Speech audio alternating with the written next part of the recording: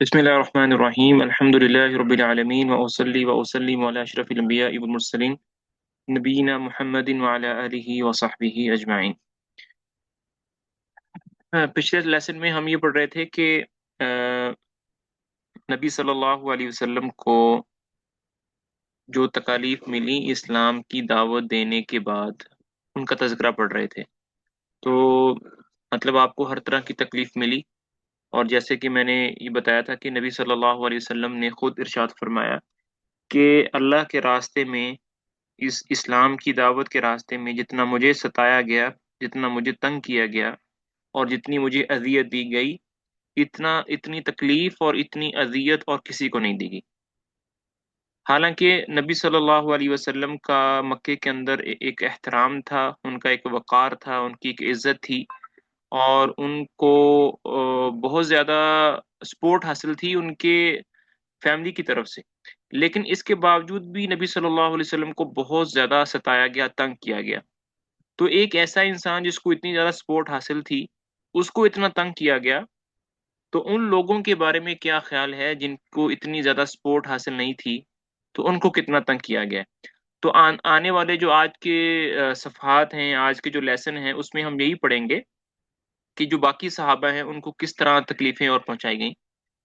तो मिसाल के तौर पर अबू जहल, नहीं, इससे आगे हज़रत उस्मान बिन अफ़्फ़ान रज़ियल्लाहु अन्हु का चचा उन्हें खजूर की चटाई में लपेट कर नीचे से धुआं देता। हज़रत मुसअब बिन उमैर रज़ियल्लाहु अन्हु की माँ को उनके इस्लाम लाने का इल्म हुआ, तो उनका दाना पानी बंद कर दिया और उन्हें घर से निकाल दिया। ये बड़े नाज़ो नेमत में पले थे, हालात की शिद्दत से दो चार हुए तो खाल इस तरह उधड़ गई जैसे सांप कुचली कचली छोड़ देता है। हज़रत मूसा बिन उमैर के बारे में आता है कि बहुत ज़्यादा मालदार थे, बहुत महँगे-महँगे लिबास पहनते थे, बहुत आला किस्म की खुशबू इस्तेमाल करते थे। लेकिन जब इस्लाम वो लेकर आए, इस्लाम कबूल किया, तो उनके वालिदैन ने उनको वो चीज़ें देना छोड़ दी, तो उनके वो हालात बदल गए। हज़रत बिलाल रज़ियल्लाहु अन्हु उमय्या बिन खलफ के गुलाम थे।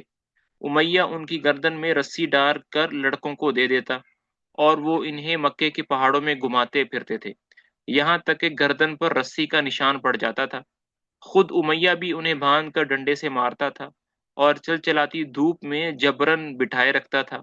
खाना-पीना भी ना देता, बल्कि भूखा-प्यासा रखता था, और इससे कहीं बढ़कर ये ज़ुल्म करता था कि जब दोपहर की गर्मी शबाब पर होती, तो मक्का के पथरीले कंकरों पर लिटाकर सीने पर भारी पत्थर रखवा देता।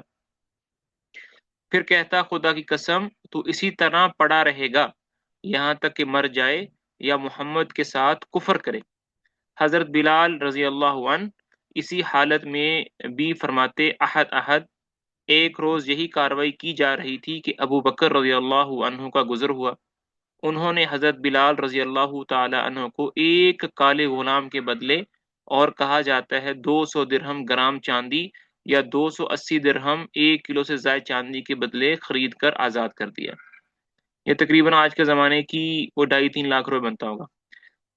फिर हज़रत अम्मार बिन यासिर रज़ी अल्लाह अन्हु बनु मखज़ूम के गुलाम थे। उन्होंने और उनके उनके वालिदैन ने इस्लाम कबूल किया, तो उन पर क़यामत टूट पड़ी। मुशरिकीन, जिनमें अबू जहल पेश-पेश था, सख्त धूप के वक़्त उन्हें पथरीली ज़मीन पर ले जाकर उसकी तप्श से सज़ा देते। एक बार उन्हें इसी तरह सज़ा दी जा रही थी कि नबी सल्लल्लाहु अलैहि वसल्लम का गुज़र हुआ। आप सल्लल्लाहु अलैहि वसल्लम ने इरशाद फरमाया, आल यासिर सब्र करना, तुम्हारा ठिकाना जन्नत है। यानी ये फरमाया, सब्रन आला यासिर फ़इन्न मौइदकुमुल जन्नह। आखिरकार यासिर रज़ियल्लाहु अन्हु जुल्म की ताब ना लाकर वफ़ात पा गए। सुमैया रज़ियल्लाहु अन्हा, जो हज़रत अम्मार की वालिदा थीं, उनकी शर्मगाह में अबू जहल ने नेज़ा मारा, वो दम तोड़ गईं। ये इस्लाम में पहली शहीदा हैं। सबसे पहली शहादत इस्लाम में वो हज़रत सुमैया रज़ियल्लाहु ताला अन्हा की है। हज़रत अम्मार रज़ियल्लाहु ताला अन्हु पर सख्ती का सिलसिला जारी रहा। उन्हें कभी धूप में तपाया जाता, तो कभी उनके सीने पर सुर्ख पत्थर रख दिया जाता और कभी पानी में डबो दिया जाता। उनसे मुशरिकीन कहते थे, जब तक तुम मोहम्मद को गाली ना दोगे या लात और उज़्ज़ा के बारे में कलिमा खैर ना कहोगे, हम तुम्हें नहीं छोड़ सकते। حضرت عمار رضی اللہ تعالی عنہ نے مجبوراً ان کی بات مان لی، یعنی کہ وہ لات اور عزا کی بات کر بیٹھے۔ حضرت عمار بن یاسر رضی اللہ تعالی عنہ اتنے ذرا ستائے گئے کہ آ، مطلب ان کو یہ بات کہنی پڑ گئی۔ اب ہر انسان کی جو کیپیسٹی ہوتی ہے وہ ڈیفرنٹ ہوتی ہے، تو حضرت عمار رضی اللہ تعالیٰ عنہ نے مجبوراً ان کی بات مان لی۔ پھر نبی صلی اللہ علیہ وسلم کے پاس روتے اور معذرت کرتے ہوئے تشریف لائے اور جا کر بتایا، یا رسول اللہ، میں نے آپ کے بارے میں بری بات کہی اور مشرکین کی بات کو اچھا کہا، تو میں مجبور تھا۔ تو اللہ تعالیٰ نے اس پر آیات نازل فرمائی، من کفر باللہ من بعد ایمانہ الا من اکرہ وقلبہ مطمئن بالایمان، جس نے اللہ پر ایمان لانے کے بعد کفر کیا، اللہ پر اس کا غضب اور عذاب عظیم ہے، لیکن جسے مجبور کیا جائے اور اس کا دل ایمان پر مطمئن ہو، اس پہ کوئی گرفت نہیں۔ بیسیکلی یہ آیت جو ہے وہ ان لوگوں کے بارے میں ہے جو کہ مطلب مجبوری میں آ کے، جس طرح حضرت عمار کا کیس تھا کہ انہوں نے آ کر جو ہے نا وہ نبی صلی اللہ علیہ وسلم کے بارے میں بری بات کہہ دی، لیکن دل میں ان کے ایمان تھا، مجبوری تھی، تو ایسے لوگوں پر کوئی بھی عذاب نہیں ہے۔ حضرت فقیہہ جن کا نام افلا تھا، بنی عبدالدار کے غلام تھے، ان کے یہ مالکان ان کا پاؤں رسی سے باندھ کر انہیں زمین پر گھسیٹتے تھے۔ حضرت خباب بن ارت قبیلہ خزاعہ کی ایک عورت ام انمار کے غلام تھے، مشرکین انہیں طرح طرح کی سزائیں دیتے تھے، ان کے سر کے بال نوچتے تھے اور سختی سے گردن مروڑتے، انہیں کئی بار دہکتے انگاروں پر لٹا کر اوپر سے پتھر رکھ دیتے اور وہ اٹھ نہ سکیں۔ زنیرہ، نہدیہ اور ان کی صاحبزادی ام عبیس، یہ سب لونڈیاں تھیں، انہوں نے اسلام قبول کیا اور مشرکین کے ہاتھوں اسی طرح کی سنگین سزاؤں سے دوچار ہوئیں، جن کے چند نمونے ذکر کیے جا چکے ہیں۔ قبیلہ بنی عدی کے ایک خانوادے بنی معمل کی ایک لونڈی مسلمان تھیں، تو انہیں حضرت عمر بن خطاب رضی اللہ تعالی عنہ جو بھی مسلمان نہیں ہوئے تھے، بنی عدی سے تعلق رکھتے تھے، اور اس قدر مارتے تھے کہ مارتے مارتے خود تھک جاتے اور اس کے بعد کہتے تھے کہ میں نے تجھے کسی مروت کی وجہ سے نہیں بلکہ محض تھک جانے کی وجہ سے چھوڑا ہے۔ آخر کار حضرت ابو بکر رضی اللہ تعالی عنہ نے حضرت بلال اور عامر بن فہیرہ کی طرح ان کی لونڈیوں کو بھی خرید کر آزاد کر دیا۔ حضرت ابو بکر رضی اللہ تعالی عنہ کی کوالٹی یہ تھی کہ وہ اپنا جتنا پیسہ تھا وہ اسی طرح کے بے بس مسلمانوں کو جو کہ طرح طرح کی سزاؤں کو جھیل رہے تھے، ان کو خرید کر آزاد کرنے میں لگاتے تھے۔ مشرکین نے سزا کی ایک شکل یہ بھی اختیار کی تھی کہ بعض صحابہ کو اونٹ اور گائے کی کچی کھال میں لٹا کر دھوپ میں ڈال دیتے تھے، اور بعض کو لوہے کی زرہ پہنا کر جلتے ہوئے پتھر پر لٹا دیتے تھے۔ در حقیقت اللہ کی راہ میں ظلم و جور کا نشانہ بننے والوں کی فہرست بڑی لمبی ہے اور بڑی تکلیف دہ بھی۔ حالت یہ تھی کہ جس کسی کے مسلمان ہونے کا پتہ چل جاتا تھا، مشرکین اس کے در پہ آزاد ہو جاتے تھے۔ تو اللہ تعالیٰ ان صحابہ سے راضی ہو جائے، رضی اللہ عنہم اجمعین، بہت ہی کمال کے لوگ تھے، دھرتی نے ان جیسے لوگ نہیں دیکھے اور نہ ہی دیکھ پائیں گے، اور میرے ماں باپ قربان ہوں صحابہ پر کہ انہوں نے اتنی زیادہ تکلیفیں برداشت کیں، اسلام کو اپنے گلے سے لگایا، اپنے گھر والوں کو قربان کیا، مال جان اللہ کے راستے میں لگائی، اللہ کے رسول کے اس پیغام کو آگے پہنچایا، یہاں تک کہ میں اور آپ اس زمانے میں بیٹھ کر یہ کہہ سکتے ہیں کہ ہم مسلمان ہیں، رسول اللہ صلی اللہ علیہ وسلم کے امتی ہیں۔ اس لیے بہت بہت اپنی دعاؤں کے اندر صحابہ کرام کی جماعت کو شامل رکھیں، اور ہم دعا کرتے ہیں کہ اللہ تعالیٰ صحابہ کرام رضوان اللہ علیہ مجمعین کو اپنی شان کے مطابق جزائے خیر عطا فرمائے، اور ہمیں ان کے نقش قدم پر چلنے کی توفیق عطا فرمائے، ہمیں ان کی محبت نصیب فرمائے، ہمیں ان کی اطاعت، ان کی فرما برداری، ان کو اپنی زندگیوں میں لانے کی، ان سے محبت کرنے کی ہمیں توفیق نصیب فرمائے، رضی اللہ عنہم اجمعین، اللہ تعالیٰ ان کی نسلوں سے راضی ہو جائے۔ دار ارقم دار کہتے ہیں بیسیکلی گھر کو، اور ارکم کہتے ہیں یہ صحابی رسول کا نام ہے۔ تو نبی صلی اللہ علیہ وسلم نے، میں تھوڑا سا اس کا بیک گراؤنڈ بتا دیتا ہوں دار ارکم کا، کہ جب دیکھا نا نبی صلی اللہ علیہ وسلم نے کہ کچھ لوگ جمع ہو گئے ہیں، صحابہ کی ایک جماعت بن گئی ہے 40-50 لوگوں کی، اب ظاہری بات ہے ان کو ایک سینٹر چاہیے، ان کو ایک مرکز چاہیے جہاں پر وہ نبی صلی اللہ علیہ وسلم سے ملاقات کر سکیں، دعوت کے کام کو آگے بڑھا سکیں، اور جو قرآن نازل ہوتا ہے وہ سیکھ سکیں۔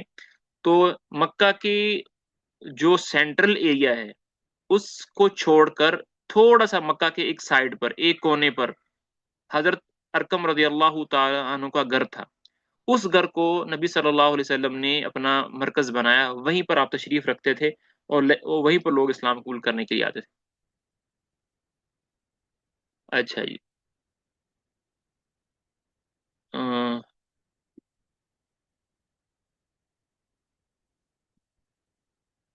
ان ان ستم رانیوں کے مقابل حکمت کا تقاضا یہ تھا کہ رسول اللہ صلی اللہ علیہ وسلم مسلمانوں کو قولاً اور عملاً دونوں طرح اسلام کے اظہار سے روک دے، اور ان کے ساتھ خفیہ طریقے پر اکٹھے ہوں، کیونکہ اگر آپ صلی اللہ علیہ وسلم ان کے ساتھ کھلم کھلا اکٹھا ہوتے تو مشرکین آپ کے تزکیہ نفس اور تعلیم و کتاب حکمت کے کام میں یقینا رکاوٹ ڈالتے، اور اس کے نتیجے میں فریقین کے درمیان تصادم ہو سکتا تھا، بلکہ عملاً نبوت کے چوتھے سال میں ہو بھی چکا۔ تو مشرکین جو ہیں وہ صحابہ پر بہت زیادہ ظلم کرتے تھے، لیکن نبی صلی اللہ علیہ وسلم ان کو یہی کہتے تھے کہ آپ نے کسی کو پلٹ کر جواب نہیں دینا، آپ نے صبر سے رہنا ہے، اپنے اسلام کو چھپا کر رکھنا ہے، اور سامنے نہیں آنا۔ اور یہ کوئی بزدلی نہیں ہوتی، یہ ایک حکمت کا تقاضا تھا جو صحابہ نے اس وقت کام کیا، جس کی تفصیل یہ ہے کہ صحابہ کرام گھاٹیوں میں اکٹھے ہو کر نماز پڑھتے تھے۔ ایک بار کفار قریش کے کچھ لوگوں نے دیکھ لیا تو گالم گلوچ اور لڑائی جھگڑے پر اتر آئے۔ جواباً سعد بن ابی وقاص، جو نبی صلی اللہ علیہ وسلم کے ماموں بھی ہیں، انہوں نے ایک شخص کو ایسی ضرب لگائی کہ ان کا خون بہہ پڑا، اور یہ پہلا خون تھا جو اسلام میں بہایا گیا۔ یہ واضح ہی ہے، اگر اسی طرح کا ٹکراؤ بار بار ہوتا اور طول پکڑ جاتا تو مسلمانوں کے خاتمے کی نوبت آ سکتی تھی۔ لہذا حکمت کا تقاضا یہی تھا کہ وہ کام پس پردہ کیا جائے۔ چنانچہ عام صحابہ کرام اپنا اسلام، اپنی عبادت، اپنی تبلیغ اور اپنے باہمی اجتماعات سب کچھ پس پردہ رکھتے تھے۔ البتہ رسول اللہ صلی اللہ علیہ وسلم تبلیغ کا کام بھی مشرکین کے روبرو کھلم کھلا انجام دیتے تھے۔ وہ اس لیے دیتے تھے انجام کیونکہ نبی صلی اللہ علیہ وسلم کو یقین تھا کہ جب تک اسلام کا ہر کچے اور ہر پکے گھر میں نہیں آئے گا مجھے موت نہیں آئے گی۔ کوئی چیز آپ صلی اللہ علیہ وسلم کو اس سے روک نہیں سکتی تھی، تاہم آپ بھی مسلمانوں کے ساتھ خود ان کی مصلحت کے پیش نظر خفیہ طور سے جمع ہوتے تھے۔ ادھر ارکم بن ابی الارکم مخزومی کا مکان کوہ صفا پر سرکشوں کی نگاہوں اور ان کی مجلوں سے دور الگ تھلگ واقع تھا، اس لیے آپ صلی اللہ علیہ وسلم نے 5ویں سال نبوت کے 5ویں سال سے اسی مکان کو اپنی دعوت اور مسلمانوں کے ساتھ اپنے اجتماع کا مرکز بنایا۔ پہلی ہجرت حبشہ کی طرف، یہاں پر ایک بڑی میں آپ کو انٹرسٹنگ بات بتاؤں، آپ لوگوں نے شاید اس اینگل سے سوچا نہ ہو۔ میرے ایک دوست تھے جو کہ دوست تھے، دوست ہے بھی، ان کا نام تھا سیدو حاجم علی، سیدو حاجم علی، اور وہ صومال کے رہنے والے ہیں، اور ہم کٹھے ایک 2-3 سال کٹھے کلاس میں پڑھتے رہے ہیں۔ تو حبشہ جو ہے اس کا آج کل کا جو ماڈرن نیم ہے نا وہ ایتھوپیا اور صومال ہے۔ تو ایک دن بیٹھے بیٹھے مجھے ہم بات کر رہے تھے، تو مجھے کہنے لگے کہ آپ کو پتہ ہے کہ اسلام جو ہے مکہ کے بعد سب سے پہلے اسلام کہاں پھیلا؟ تو میں نے کہا کہ بھائی مکہ کے بعد سب سے پہلا اسلام جو ہے وہ مدینہ میں ہی پھیلا، کیونکہ ہر مسلمان کے ذہن میں یہی ہے کہ نبی صلی اللہ علیہ وسلم نے مکہ سے مدینہ ہجرت کی، تو ظاہری بات ہے مکہ سے نکل کر اسلام مدینہ میں پھیلا۔ کہتے نہیں، مدینہ سے پہلے اسلام صومال میں آیا تھا۔ میں نے کہا ایک منٹ کے لیے میں ٹھٹک گیا، میں نے کہا یہ کیسے ہو سکتا ہے؟ کہتے کہ پہلی ہجرت کہاں ہوئی تھی صحابہ کی؟ میں نے کہا صومال میں۔ تو کہتے ہاں نا، تو پہلا اسلام تو مدینے سے پہلے جو اسلام ہے وہ صومال اور ایتھوپیا پہنچ چکا تھا، کیونکہ صحابہ کی جو پہلی ہجرت تھی وہ کہاں تھی؟ وہ صومال کی طرف تھی، حبشہ کی طرف تھی۔ آج کل ایتھوپیا اور صومال دونوں شہر آتے ہیں اس کے اندر۔ اچھا جی، تھوڑا سا اس کا بارے میں پڑھ لیتے ہیں۔ جور و ستم کا مذکورہ سلسلہ نبوت کے چوتھے سال کے درمیان یا آخر میں شروع ہوا تھا، اور ابتداً معمولی تھا، مگر دن بدن اور ماہ بڑھتا گیا، یہاں تک کہ نبوت کے 5ویں سال کا وسط آتے آتے اپنے شباب کو پہنچ گیا، حتیٰ کہ مسلمانوں کے لیے مکہ میں رہنا 2 بر ہو گیا، اور انہیں ان پہم ستمرانیوں سے نجات کی تدبیر سوچنے کے لیے مجبور ہو جانا پڑا۔ ان ہی سنگین اور تاریک حالات میں سورہ کہف نازل ہوئی۔ یہ اصلاً تو مشرکین کے پیش کردہ سوالات کے جواب میں تھی، لیکن اس میں جو 3 واقعات بیان کیے گئے ہیں، ان واقعات میں اللہ تعالیٰ کی طرف سے اپنے مومن بندوں کے لیے مستقبل کے بارے میں نہایت بلیغ اشارات ہیں۔ چنانچہ اصحاب کہف کے واقعے میں یہ درس موجود ہے کہ جب دین و ایمان خطرے میں ہو، کفر اور ظلم کے مراکز سے ہجرت کے لیے تن بتقدیر نکلنا پڑنا چاہیے۔ ارشاد ہے، وَإِذْ اعْتَزَلْتُمُوهُمْ وَمَا يَعْبُدُونَ إِلَّا اللَّهَ فَأْوُوا إِلَى الْكَهْفِ يَنشُرْ لَكُمْ رَبُّكُم مِّن رَّحْمَتِهِ وَيُهَيِّئْ لَكُم مِّن أَمْرِكُم مِّرْفَقًا۔ اور جب تم ان سے اور اللہ کے سوا ان کے دوسرے معبودوں سے الگ ہو گئے تو غار میں پناہ گیر ہو جاؤ، تمہارا رب تمہارے لیے اپنی رحمت پھیلا دے گا اور تمہارے کام کے لیے تمہاری سہولت کی چیزیں تمہیں مہیا کر دے گا۔ حضرت موسیٰ علیہ السلام اور خضر کے واقعے سے یہ بات ثابت ہوتی ہے کہ نتائج ہمیشہ ظاہری حالات کے مطابق نہیں ہوتے، بلکہ بسا اوقات ظاہری حالات کے بالکل برعکس ہوتے ہیں۔ لہذا اس واقعے میں اس بات کی طرف لطیف اشارہ پنہاں ہے کہ مسلمانوں کے خلاف اس وقت جو ظلم و تشدد برپا ہے، اس کے نتائج بالکل برعکس نکلیں گے، اور یہ سرکش مشرکین اگر ایمان نہ لائے تو آئندہ انہی میں مقہور و مجبور مسلمانوں کے سامنے سرنگوں ہو کر اپنی قسمت کے فیصلے کے لیے پیش ہوں گے۔ پھر اس میں ذوالقرنین کا واقعہ ہے۔ ذوالقرنین جو ہے اس کے بارے میں یہ ہے کہ یہ زمین اللہ کی ہے، وہ اپنے بندوں میں سے جسے چاہتا ہے اس کا وارث بناتا ہے۔ یہ کہ فلاح و کامرانی ایمان ہی کی راہ میں ہے، کفر کی راہ میں نہیں ہے۔ یہ کہ اللہ تعالیٰ رہ رہ کر اپنے بندوں میں سے ایسے افراد اکٹھے کھڑے کرتا ہے جو مجبور و مقہور انسانوں کو اس دور کے یاجوج اور ماجوج سے نجات دلاتے ہیں۔ چوتھا، یہ کہ اللہ کے صالح بندے ہی زمین کی وراثت کے سب سے زیادہ حقدار ہیں۔ پھر سورہ کہف کے بعد سورہ زمر کا نزول ہوا ہے، اور اس میں ہجرت کی طرف اشارہ کیا گیا ہے اور بتایا گیا ہے کہ اللہ تعالیٰ کی زمین تنگ نہیں ہے۔ للذین احسنوا فی هذه الدنیا حسنہ وارض اللہ واسعہ وانما یوفی الصابرون اجرهم بغیر حساب۔ جن لوگوں نے اس دنیا میں اچھائی کی ان کے لیے اچھائی ہے، اور اللہ کی زمین کشادہ ہے، صبر کرنے والوں کو ان کا اجر بلا حساب دیا جائے گا۔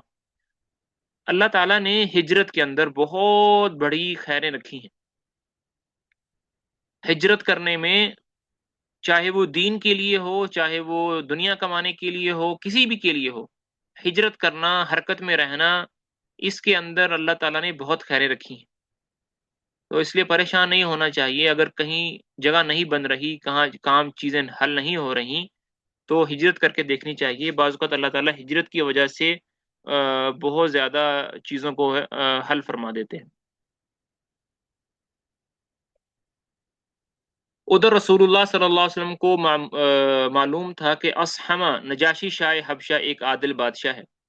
میں نے یہ شروع میں بھی بتائی تھی آپ لوگوں کو بات، کہ ہر زمانے میں جو بادشاہ ہوتا ہے اس کا جو ایک ٹائٹل ہوتا ہے وہ سیم رہتا ہے، اس ٹائٹل کے پیچھے جو ایکچوئل نیم ہے وہ ڈیفرنٹ ہے۔ تو نجاشی حبشہ کے بادشاہ کو نجاشی کا ٹائٹل ہی دیتے ہیں، لیکن اس کا ایکچوئل نیم اصحمہ تھا۔ وہ ایک عادل بادشاہ ہے، وہاں کسی پر ظلم نہیں ہوتا، اس لیے آپ صلی اللہ علیہ وسلم نے مسلمانوں کو حکم دیا کہ وہ فتنوں سے اپنے دین کی حفاظت کے لیے حبشہ ہجرت کر جائیں۔ اس کے بعد ایک طے شدہ پروگرام کے مطابق رجب 5ویں سال، نبوت کے 5ویں سال، صحابہ کرام کے پہلے گروہ نے حبشہ کی جانب ہجرت کی۔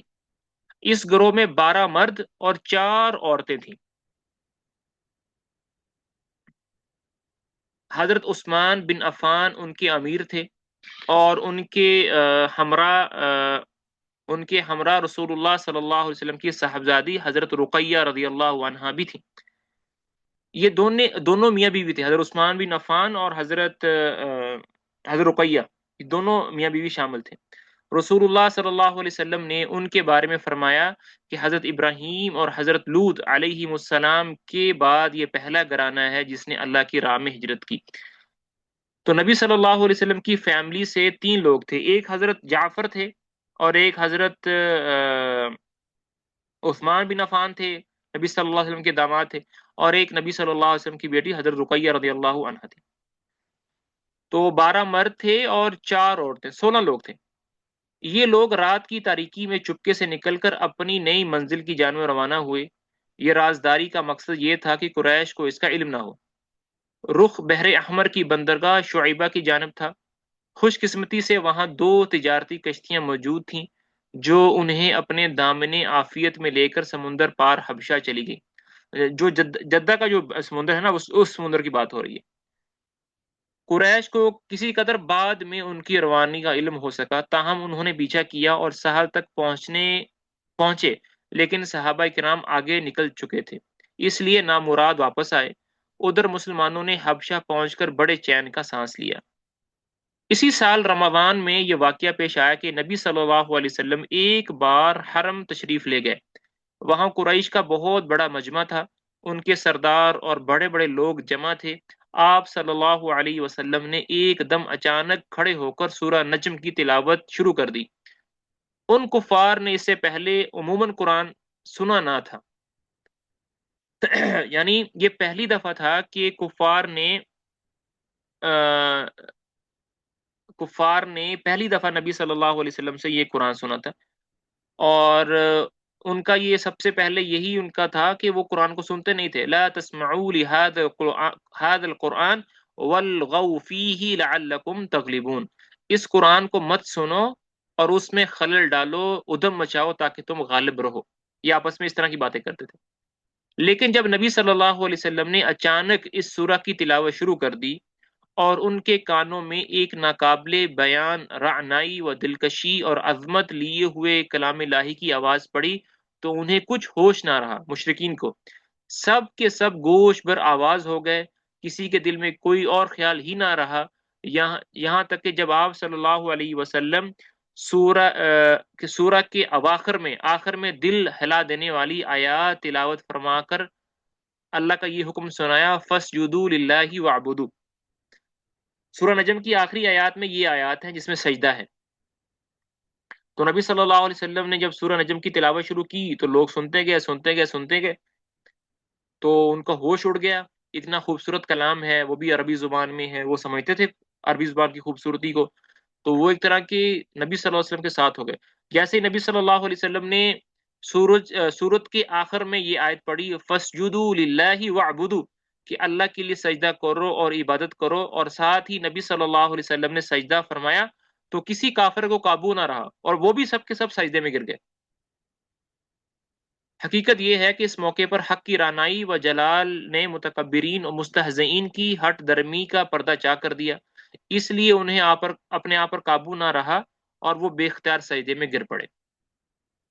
بعد میں جب انہیں احساس ہوا کہ کلام الہی کے جلال نے ان کی لگام موڑ دی اور وہ ٹھیک وہی کام کر بیٹھے ہیں جسے مٹانے اور ختم کرنے کے لیے انہوں نے ایڑی سے چوٹی تک کا زور لگایا، اور اس کے ساتھ ہی واقعی میں غیر موجود مشرکین نے ان پر ہر طرف سے عتاب اور ملامت کی بوچھاڑ شروع کی، تو ان کے ہاتھوں کے طوطے اڑ گئے اور انہوں نے اپنی جان چھڑانے کے لیے رسول اللہ پر افترا پردازی کی اور جھوٹ گڑا کہ آپ نے ان کے بتوں کا ذکر عزت و احترام سے کرتے ہوئے یہ کہا تھا، تلک الغرانیق العلا وان شفاعتہن لترتجى، یہ بلند پایا دیویاں ہیں اور ان کی شفاعت کی امید کی جاتی ہے۔ حالانکہ یہ سری جھوٹ تھا جو محض اس لیے گڑھ لیا گیا تھا تاکہ نبی صلی اللہ علیہ وسلم کے ساتھ سجدہ کرنے کی جو غلطی ان سے ہو گئی ہے اس کے لیے ایک معقول عذر پیش کیا جا سکے۔ بہرحال یہ خبر پورے مکہ میں پھیل گئی کہ مشرکین نے بھی نبی صلی اللہ علیہ وسلم کے ساتھ سجدہ کیا ہے، اور یہ خبر پھیلتے پھیلتے پھیلتے پھیلتے حبشہ تک بھی پہنچ گئی۔ اور جب حبشہ میں یہ خبر پہنچی تو ساتھ ظاہری بات ہے، جب خبر ایک شخص سے دوسرے شخص، دوسرے سے تیسرے شخص سے پہنچتی ہے تو خبر کی تھوڑی سی جو وہ ہے نا ڈیٹیل چینج ہو جاتی ہے. تو جب حبشہ میں یہ خبر پہنچی تو نبی تو ان کو ساتھ میں یہ بھی بتایا گیا کہ مکہ کے جتنے لوگ ہیں نا وہ مسلمان ہو گئے. وہ بہت خوش ہو گئے. تو انہوں نے کہا کہ اب تو ہمارا حبشہ میں رہنا ضروری نہیں ہے، چلیں مکہ واپس چلتے ہیں.